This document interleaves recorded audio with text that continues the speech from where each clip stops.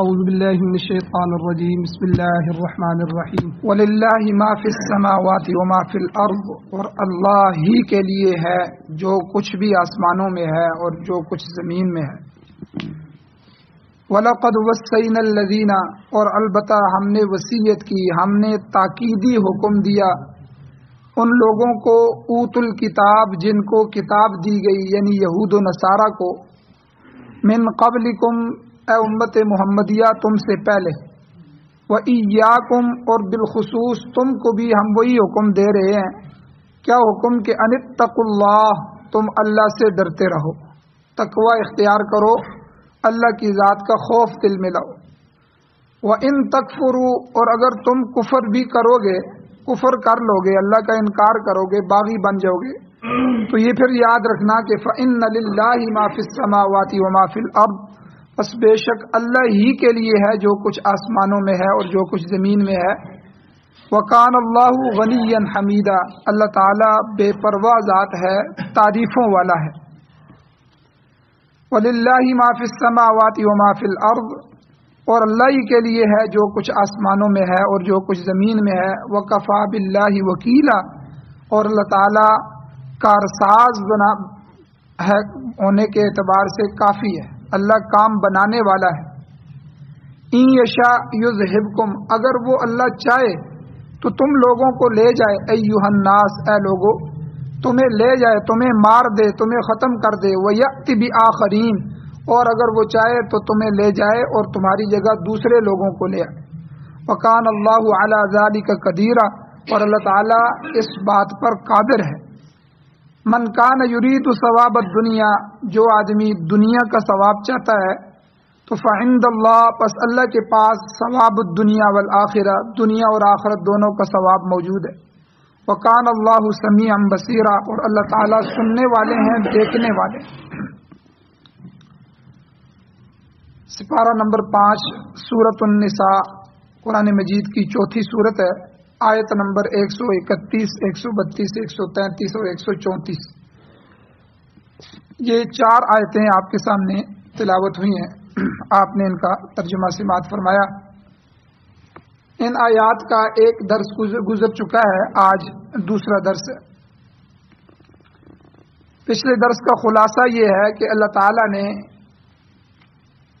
تقوی کی تاکید فرمائی اور یہ حکم فرمایا کہ تم سے پہلے جو بڑی امتیں گزری ہیں، یہود اور عیسائی نصارہ، جن کو بڑی آسمانی کتابیں دی گئی تھی، تورات اور انجیل، تو ان کو بھی میں نے یہی حکم دیا ہے، اور تمہیں بھی میں اے امت محمدیہ یہی حکم دے رہا ہوں کہ میری ذات سے ڈرتے رہو۔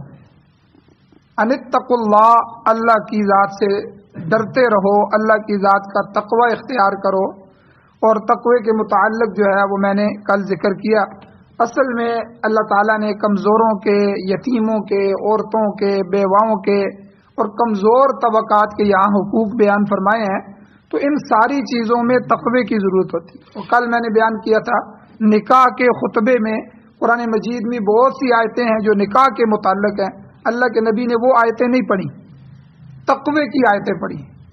تو کیا مطلب کہ تمہارا نکاح ہو رہا ہے تو مرد کو گویا کہ سمجھایا گیا کہ تم نے ایک دوسرے کا حقوق کا خیال رکھنا ہے، عورت کو بھی سمجھایا گیا تم نے مرد کے حقوق کا خیال رکھنا ہے۔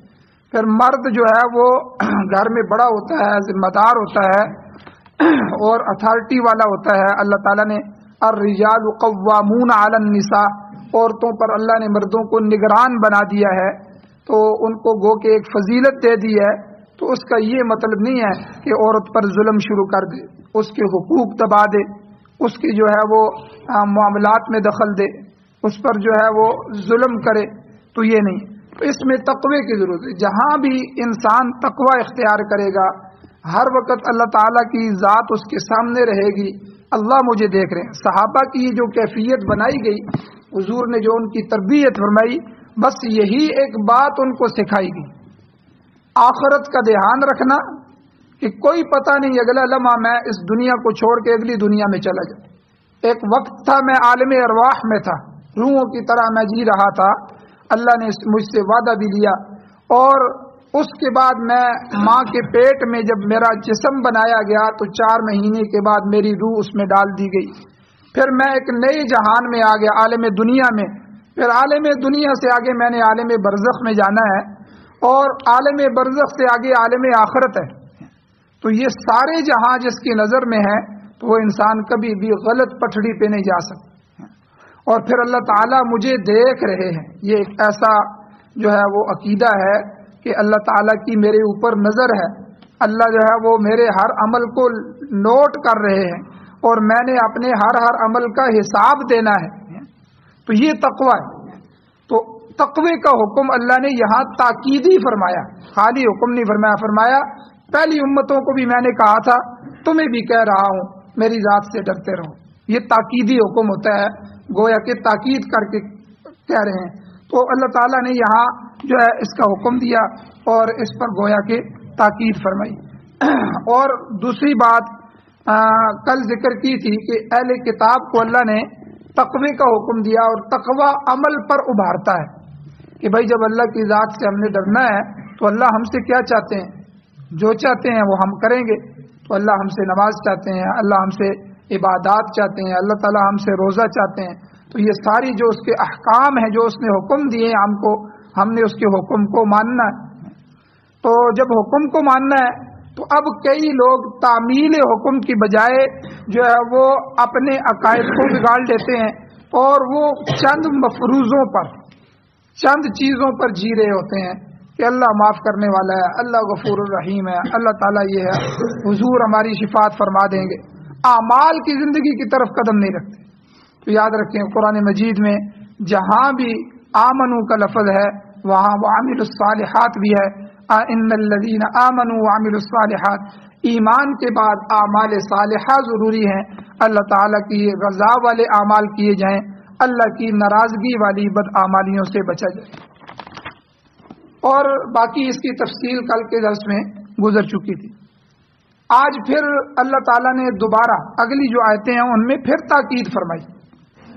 وَلِلَّهِ مَا فِي السَّمَاوَاتِ وَمَا فِي الْأَرْضِ. یاد رکھو اللہ تعالیٰ کا ہی ہے جو کچھ آسمانوں میں ہے، جو کچھ زمینوں میں. یہ میرا پلاٹ، یہ میری فیکٹری، یہ میری اولاد، یہ میرا تیرا بندہ کچھ بھی نہیں ہے.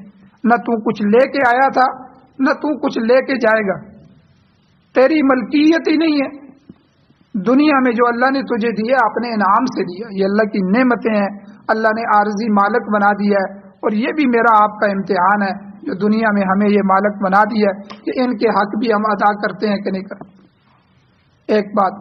دوسری بات، یہاں علماء نے عجیب نقطہ لکھا ہے کہ قرآن مجید ایک ایسی کتاب ہے کہ جس میں اللہ تعالیٰ کا حکم ایک دفعہ بھی کافی ہے. ایک دفعہ ایک حکم اللہ دے دیں وہ فرض ہو جاتا ہے. لیکن قرآن مجید میں نماز کا حکم کتنی مرتبہ ہے؟ سینکڑوں مرتبہ. حالانکہ ایک دفعہ بھی کسی سپارے میں، کسی رکوع میں، کسی آیت میں اللہ کہہ دیتے نماز پڑھو، میری طرف سے نماز فرض ہے، تو وہ کافی ہو جاتی. یہاں جو ہے پورے قرآن میں نہیں، انہی آیات کے اندر اللہ نے یہ لفظ 3 دفعہ دہرائے ہیں، وَلِلَّهِ مَا فِي السَّمَاوَاتِ وَمَا فِي الْأَرْضِ. حالانکہ ایک دفعہ بھی اللہ ہمیں کہہ دیں تو ہمیں تو بات سمجھ آ گئی کہ بھائی ہماری یہاں کوئی ملکیت نہیں ہے، ہم یہاں عارضی مہمان ہیں، یہ تو گزرگاہ ہے. کتنے ہمارے باپ دادا پردادا یہاں تھے، آج کوئی بھی نہیں ہے، اور وہ چلے گئے تو ہم نے بھی یہاں سے گزرنا ہے، مسافر کی طرح جا رہے ہیں. تو یہ تو کچھ بھی نہیں ہے. وَلِلَّهِ مَا فِي السَّمَاوَاتِ وَمَا فِي الْأَرْضِ. سب کچھ اللہ کا ہے، آسمان و زمین اللہ کے ہیں، اس کی ساری تخلیقات اللہ کی ہیں. لیکن 3 دفعہ اللہ نے یہ جملہ ایک ہی آیت کے اندر، یعنی ان 2-3 آیتوں کے اندر، اللہ 2 آیتوں کے اندر اللہ نے یہ 3 دفعہ جملہ ذکر کیا. تو یعنی بظاہر یہ قرآن مجید میں اضافہ ہے، اضافی چیز لگ رہی ہے کہ بھئی ایک حکم ہے. لیکن علماء نے یہاں عجیب نقطہ لکھا ہے کہ تینوں حکموں سے اللہ کی 3 مرادیں ہیں. کہ 3 دفعہ جو اللہ نے اس کو دہرایا ہے، تو شاہ عبد القادر محدث دہلوی رحمۃ اللہ علیہ فرماتے ہیں کہ 3 دفعہ اس کو دہرانے سے اللہ کی 3 مراد ہیں. پہلی بار نازل ہونے والے اس کلمے کا تعلق اللہ تعالیٰ کی جو صفت ہے وسعت، اس کے ساتھ ہے، کیونکہ اس سے گزشتہ جو الفاظ تھے، آخری الفاظ وَقَانَ اللَّهُ وَاسِعًا حَكِيمًا، اللہ تعالیٰ وسعت والا ہے، حکمت والا ہے. تو اسی صفت وسعت کے ساتھ آج کی پہلی آیت کی جو ابتدا ہے وَلِلَّهِ مَا فِي السَّمَاوَاتِ وَمَا فِي الْأَرْضِ سے ہوئی. کیا مطلب؟ فرمایا چونکہ زمین اور آسمان کی ہر چیز کا خالق اور مالک اللہ تعالیٰ ہے، لہذا کائنات جیسی وسیع تخلیق میں اللہ تعالیٰ کی صفت وسعت کار فرما ہے. یہ اللہ کی صفت ہے واسعاً حکیمہ، کہ اللہ تعالیٰ وسعت والا ہے. یہ اتنی وسعت تو کسی کو نہیں ہو سکتی، تو ہم تو جو ہے اپنی وسعت سے زیادہ کوئی کام نہیں کر سکتے. اللہ کی یہ جو صفت ہے، اللہ نے اسی صفت سے یہ زمین و آسمان بنائے. آپ اندازہ لگائیں کہ یہ جس زمین میں ہم رہ رہے ہیں، اس زمین سے جو ہے وہ 3 لاکھ گنا بڑا سورج ہے. 3 لاکھ زمینیں ہوں تو اتنا بڑا تو سورج ہے. پھر سورج سے کئی لاکھ گنا بڑے بڑے سیارے موجود ہیں. سورج سے اتنے لاکھ سورج ہوں تو وہ سیارہ بنتا ہے ایک. پھر ان سیارے جو ہیں ان سے بڑے بڑے کئی لاکھ گنا سیارے موجود ہیں. پھر اس جیسا ایک نظام ہے. ہم جس نظام میں جی رہے ہیں اس کو نظام شمسی کہتے ہیں. کئی نظام اس جہان میں کام کر رہے ہیں. تو اتنے بڑے آسمان، اتنے بڑی زمینیں، اتنے بڑے سیارے، اتنے بڑے بڑے نظام اور سسٹم یہ جو اللہ نے پیدا کیے ہیں، یہ اللہ کی صفت وسعت کی وجہ سے ہے. یہ اللہ کی صفت ہے کہ اللہ واسع حکیمہ ہے، اللہ وسعتوں والے ہیں. تو اللہ تعالیٰ جو ہے ہمیں بھی جو کچھ دے رہا ہے یہ بھی اللہ کی وسعت سے. اور شاہ صاحب فرماتے ہیں، شاہ عبد القادر محدث دہلوی رحمۃ اللہ علیہ، یہ پہلے وَلِلَّهِ مَا فِي السَّمَاوَاتِ وَمَا فِي الْأَرْضِ کا تعلق ہے صفت وسعت کے ساتھ. اور اگلی آیت کے اگلے حصے میں جو ایک جملہ مذکور ہے اس میں اللہ تعالیٰ نے فرمایا ان تکفروا، یہ اس کے ساتھ وَلِلَّهِ مَا فِي السَّمَاوَاتِ وَمَا فِي دوسرے لِلَّهِ مَا فِي السَّمَاوَاتِ وَمَا فِي الْأَرْضِ کا تعلق ہے. تو ان تکفروا کے ساتھ ہی اس سے فوراً پہلے یہی لفظ آیا ہے. تو اس سے مقصود کیا ہے؟ اللہ یہ یاد دلانا چاہتے ہیں کہ دیکھو دنیا جہان کی ہر چیز پر تصرف، اس کو بگاڑنا، اس کو توڑنا، زلزلے لے کے آنا، جو بنی بنائی چیز ہے، تصرف پوری دنیا میں جس طرح کا بھی ہو رہا ہے یہ صرف اللہ کی ذات کو ہے، اللہ کے علاوہ کسی کو نہیں. وہ ہر چیز پر قدرت رکھتا ہے، کنٹرول رکھتا ہے. کوئی چیز اس کے کنٹرول سے باہر نہیں. کوئی ہے تو تم دکھاؤ. تو پھر ان حالات میں ان تکفروا، تم کفر کر کے جا کہاں سکتے ہو؟ جب سارا زمین و آسمان اس کا ہے، جب سب کچھ اس کا ہے، ساری تخلیقات اس کی ہیں، جب تصرف پوری جہان میں، کنٹرول اس کا ہے، کوئی چیز اس جہان میں اس کے نظر سے بچ کے نہیں چھپ سکتی، تو پھر تم اللہ کا کفر کر کے، اللہ کی ذات بغاوت کر کے، اللہ کے حکموں کو توڑ کے تم جاؤ گے کہاں؟ کس جہان میں جاؤ گے؟ کہاں بھاگ کے جاؤ گے؟ کہاں پناہ تلاش کرو گے؟ تو لہذا کفر کر کے تم اس کی گرفت سے بچ نہیں سکتے.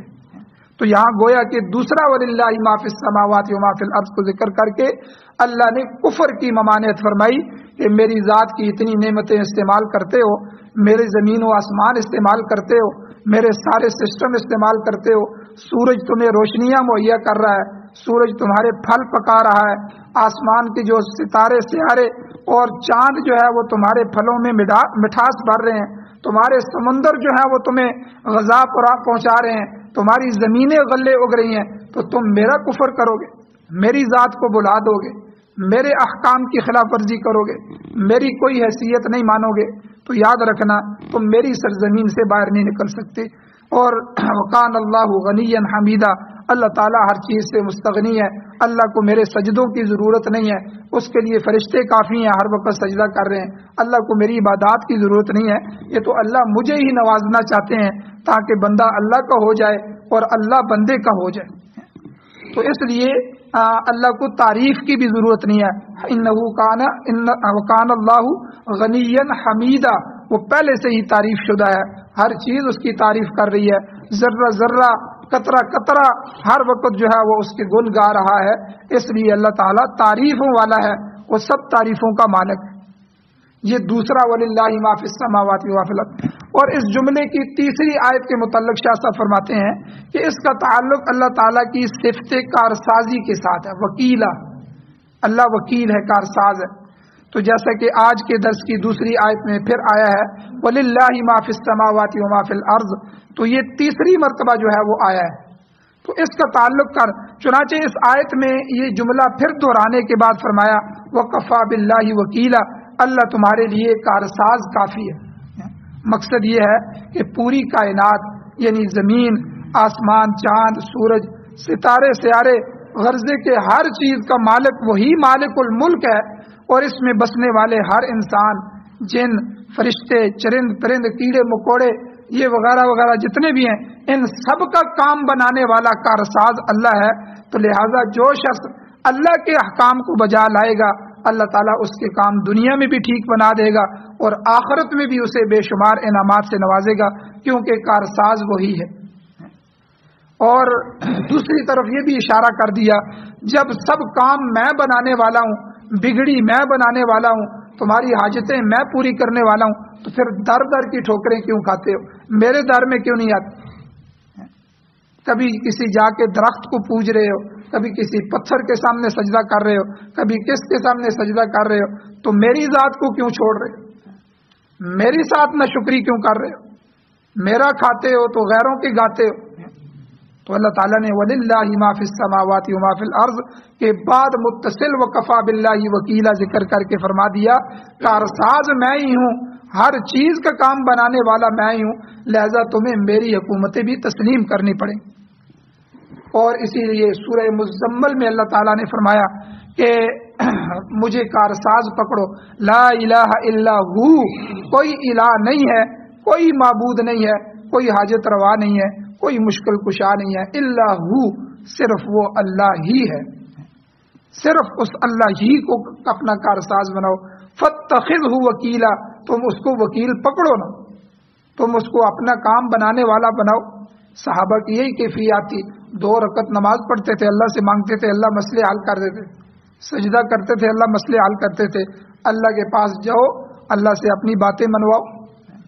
تو اس لیے اس کے سوا کوئی معبود نہیں ہے، لہذا کام بنانے والا، بگڑی بنانے والا بھی اسے ہی سمجھو اور اسی پر بھروسہ کرو.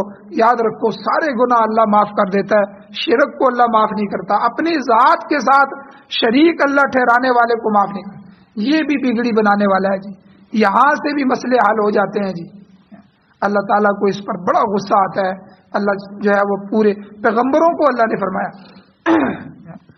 اللہ تعالیٰ نے حضور کو فرمایا اے میرے نبی وَلَقَدْ أُوحِيَ إِلَيْكَ وَإِلَى الَّذِينَ مِن قَبْلِكَ، میں آپ کی طرف بھی وحی کر رہا ہوں اور آپ سے پہلے پیغمبروں پر بھی میں نے وحی کی ہے. کیا؟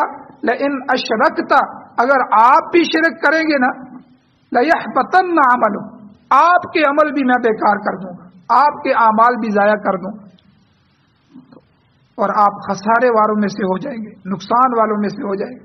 پیغمبر بھی اگر شرک کرتا ہے تو اس کے لیے معافی نہیں. یہ تو پیغمبر شرک نہیں کرتے، پیغمبر تو آئے توحید کی دعوت کے لیے ہوتے ہیں، لیکن پیغمبر کو مخاطب کر کے اللہ نے پیغمبروں کے اوپر وہی بھیج کے بتا دیا کہ شرک میری ذات کے ساتھ جو ہے، میری صفات میں کسی کو شریک ٹھہرانا کہ یہ صفت فلاں کے اندر بھی موجود ہے. اللہ اگر بگڑی بناتا ہے تو فلاں پیر، فلاں ولی، فلاں نبی، فلاں صحابی، فلاں بھی جو ہے وہ فلاں جن اور فرشتہ جو ہے وہ بھی بگڑی بنانے والے. تو اس لیے جو ہے اللہ کی ذات پر بھروسہ رکھا جائے، اسی سے مانگا جائے، اسی کے سامنے جھکا جائے. اللہ کی ذات کے علاوہ کسی کے سامنے اس سر کو جو اللہ نے قیمتی سر بنایا ہے، جس کو عزت عطا فرمائی ہے، اعضاء میں سے سب سے اوپر رکھا ہے، اس سر کو اللہ کے قدموں میں بچھایا جائے، اللہ کی غیر کے سامنے نہ جھکایا جائے.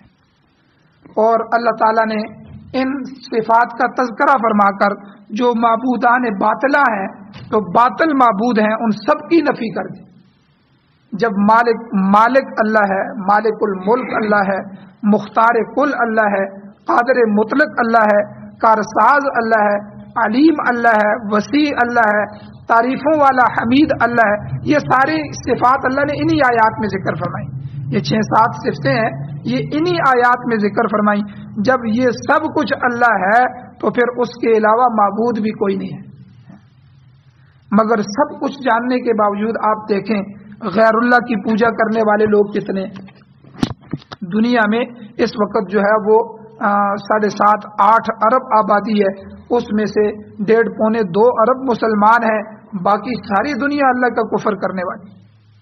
5 साढ़े 5 अरब 6 अरब आबादी 6 साढ़े 6 अरब आबादी जो है वो काफरों की है। और फिर जो मुसलमान कर रहे हैं अल्लाह के साथ, कोई किस दरबार में जाके अपने माथे टेक रहा है, कोई क्या कर रहा है, कोई क्या कर रहा है, वो इसके अलावा है। कोई बिदआत में है, कोई रसूमात में है, कोई शिर्क के अंदर पड़ा हुआ है। तो इसलिए अल्लाह ताला ने यहाँ फरमा दिया कि इतनी सिफात सारी मेरी हैं, जब ये सब कुछ मैं करने वाला हूँ तो मेरे अलावा कोई माबूद नहीं है। तो लोग इसके बावजूद कोई जमीन को पूज रहा है, कोई आसमान के कुर्रों को, चांद की पूजा कर रहा है, कोई सूरज निकलता है तो सूरज के आगे हाथ जोड़ के खड़ा है, कोई हकीर से हकीर चीज को पुजारी बना हुआ है। आप देखें गाय के पुजारी इस दुनिया में आपको मिलेंगे, घोड़े के पुजारी आपको इस दुनिया में मिलेंगे। यहाँ तक कि आप अंदाजा लगाएं जब अल्लाह के दरबार से बंदा निकल जाता है तो कितना जलील हो जाता है कि इन जानवरों को खुदा बना लिया उन्होंने। यहाँ तक कि आला तनासुल को यानी शर्मगाह के पूजने वाले लोग भी आपको मिलेंगे इस दुनिया में। तो मौलाना अबुल कलाम आजाद रहमतुल्लाह अलैह बहुत बड़े अल्लामा गुजरे हैं, उन्होंने एक बड़ा अजीब फिक्रा लिखा है। फरमाते हैं कि इंसानी फिक्र और ज़हन जो है, इंसान की फिक्र और ज़हन ये भी अजीब चीज है। जब वो मानने पर आता है तो गोबर जैसी नापाक चीज को खुदा बना लेता, उसको पूजने लगता है। और जब इनकार करने पे आता है तो अल्लाह के बरगुज़ीदा पैगंबर नूह अलैहिस्सलाम को पत्थरों की बारिश करके पत्थर उन पर बरसा के उनको पत्थरों के अंदर दबा देते। हिंदू इसी जहनीत के मालिक हैं। आप को याद हो कि हिंदू जो है ये गाय को माता कहते हैं, गाय की पूजा करते हैं, उसको अपना बड़ा समझते हैं। गाय का जो गोबर है उसको पवित्र कहते हैं कि ये पवित्र होता है, पाक है। और अजीब चीज है कि नापाक चीज को पाक इसी के साथ करते हैं, गोबर के जरिए नापाक को पाक करते हैं। अपने बावर्ची खाने वगैरह में जहाँ उनके होते हैं वहाँ चूल्हे, बावर्ची खाने, वहाँ गाय का गोबर, गाय का पेशाब जो है इसका चौका लगाते हैं कि भाई ये सब अब पाक हो गए। यानी पेशाब से भी कोई चीज पाक हो सकती है, गोबर नापाक चीज है। लेकिन जब बंदा अल्लाह को छोड़ देता है, अल्लाह उसको कितना जलील कर देते हैं कि गाय के गोबर के सामने झुक रहा है। तो ये सब कुछ मौजूद है इस दुनिया में। तो अल्लाह ताला ने फरमाया कि इलाह सिर्फ वही अल्लाह है, बाकी तमाम मखलूक उसके सामने आजिज है, बेबस है। सूरह फातर में अल्लाह ताला ने साफ साफ फरमा दिया, या अय्युहन्नास, ऐ लोगो, अंतुमुल फुकराउ इलल्लाह, तुम अल्लाह के फकीर हो, तुम सब अल्लाह की तरफ मोहताज हो। वल्लाहु हुवल गनियुल हमीद, अल्लाह तो गनी है, बेपरवाह है, अल्लाह को तुम्हारी कोई हाजत नहीं है, इस पूरी कायनात की अल्लाह को कोई हाजत नहीं है। अल्लाह ने तो खुद इन सब को बनाया है, अल्लाह तो खुद इन सब का खालिक है। तो साफ अल्लाह ने हमारे अकीदों को बनाया, साफ सुथरे अकीदे अल्लाह ने हमें अता फरमाए कि वो गनी ज़ात सिर्फ अल्लाह की ज़ात है, बाकी सब उसके मोहताज है। समद वही है, बेनियाज वही है, जो चाहे वो करता है, हाजत रवा मुश्किल कुशा भी वही है। कोई फरिश्ता, नबी, जिन या कोई कब्र वाला कोई हाजत रवा मुश्किल कुशा नहीं हो सकता। वो तो सारे मखलूक है और अल्लाह के सामने मोहताज है। इसके बावजूद जो लोग इमदाद के लिए गैरों को पुकारते हैं, उनकी बेवकूफ़ी का इजहार भी अल्लाह ताला ने इसी आयत में फरमाया, वलिल्लाहि मा फिस समावाति व मा फिल अर्ज़, कि जो कुछ भी आसमानों में है और ज़मीनों में है वो सब अल्लाह का है। अल्लाह ताला ने सूरह रहमान में फरमाया, सूरह रहमान के अंदर, यसअलुहु मन फिस समावाति वल अर्ज़, आसमान और ज़मीन का हर फर्द उसी के दरवाजे का सवाली है, उसी से सवाल करती है। कायनात की हर चीज़ ज़बान हाल से हो या ज़बान काल से अल्लाह ताला से ही मांग रही है। दरख्तों के पत्ते उसी के सामने हाथ फैलाए खड़े हैं, तमाम नबातात की जड़ें अपनी ज़रूरियात की चीज़ें उसी से तलब करती हैं। अल्लाह के मुकर्रब फरिश्ते और उसके मुकर्रबीन बंदे और उसके नबी सब के सब उसके दर के सवाली हैं, उसी का तकर्रब और उसी के इनामात के तलबगार हैं। मगर मुशरिक जो है वो इंसान, वो सितारों और सियारों के अलावा मक्खियों को, मच्छरों तक की पूजा कर रहे हैं और अपनी हाजात उनके सामने पेश करते हैं। हालांकि इस आयत से साफ समझ आ रही है कि जब ज़मीन व आसमान की हर चीज़ उसी की मलकियत है, फिर सवालों को पूरा करने वाला भी वही है। अपने सवालों को उसी के दरबार में लेके जाओ, उसके अलावा किसी को हाजत रवा मुश्किल कुशा न समझो। अल्लाह ताला से दुआ है अल्लाह में अमल की तौफीक अता फरमाए। आमीन। अल्हम्दुलिल्लाहि रब्बिल आलमीन والعاقبۃ للمتقین والصلاۃ والسلام علی رسولہ النبی الأمی الکریم۔ یا اللہ ہماری کمیوں کو تائیوں کو معاف فرمائیے، درگزر فرمائیے۔ یا اللہ خالص توحید نصیب فرمائیے، یا اللہ خالص توحید، اپنے ذات کا دربار نصیب فرمائیے، اپنی ذات کے علاوہ کسی کا محتاج نہ بنائیے۔ یا اللہ در در کی ٹھوکروں سے ہمیں محفوظ فرمائیے۔ یا اللہ اپنی جبین، اپنی پیشانی اپنے سامنے جھکانے کی توفیق عطا فرمائیے۔ یا اللہ ہماری حاجتوں کو پورا فرمائیے، ہماری مشکلات کو ختم فرمائیے، آسانیاں پیدا فرمائیے۔ یا اللہ جو حضرات پریشان حال ہم سب کی پریشانیوں کو دور فرمائیے، مقروضوں کے قرضوں کے پورا کرنے کے اسباب پیدا فرمائیے۔ یا اللہ جو حضرات بیمار ہیں ان کو شفا عطا فرمائیے، جو ایمان کی حالت سے اس دنیا سے جا چکے ہیں ان سب کی بخشش فرمائیے۔ یا اللہ قرآن و سنت کو پڑھنے، پڑھانے، سننے، سنانے، سمجھنے، سمجھانے کی اور اس کی اشاعت کرنے کی، پوری دنیا میں اس کو پھیلانے کی توفیق عطا فرمائیے۔ یا اللہ قرآن و سنت کی بالادستی نصیب فرمائیے، قرآن و سنت کا غلبہ نصیب فرمائیے، قرآن و سنت والی حکومتیں نصیب فرمائیے، امارت اسلامیہ، شریعہ، خلافت راشدہ نصیب فرمائیے۔ یا اللہ ہماری دعاؤں کو محض اپنے فضل و کرم سے قبول فرمائیے۔ یا اللہ باران رحمت نازل فرمائیے، رحمت کی بارشیں نازل فرمائیے۔ صلی اللہ تعالی علی خیر خلقہ محمد و آلہ و اصحابہ اجمعین برحمتک یا ارحم۔